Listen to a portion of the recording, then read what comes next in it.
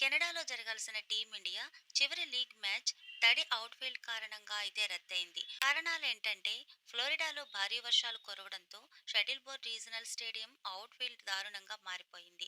అందువల్ల మ్యాచ్ నిర్వహణ కుదరకపోవడంతో ఎంపైర్లు ఆటనైతే రద్దు చేయడం జరిగింది.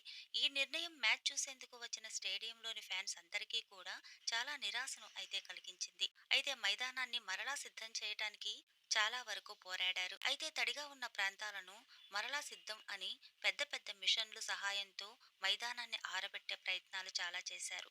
అయినప్పటికీ కూడా అసలు ప్రయోజనం లేకుండా పోయింది. అయితే అవుట్ఫీల్డ్ లో ఎలాంటి అభివృద్ధి కనిపించకపోవడంతో ఎంపైర్లకు మ్యాచ్ను రద్దు చేయడం తప్ప మరే దారి అయితే అసలు కనపడలేదు. అయితే ఈ వర్షాల కారణంగా మ్యాచ్ రద్దవడంతో ఇరు జట్లకు కూడా ఒక్కొక్క పాయింట్ను అయితే కేటాయించారు. దీంతో రోహిత్ శర్మ 7 పాయింట్లతో గ్రూప్ ఏలో అగ్రస్థానంలో నిలిచింది. 3 పాయింట్లు సాధించిన కెనడా 3 స్థానంలో సరిపెట్టుకుంది. ఇలాంటి లేటెస్ట్ అప్డేట్స్ అన్నీ కూడా మీకు అందరికంటే ముందుగా రావాలి అంటే మన ఛానల్ని సబ్స్క్రైబ్ చేసుకుని గంట సింబల్ని ఆన్లో పెట్టుకోండి. Thank you for watching.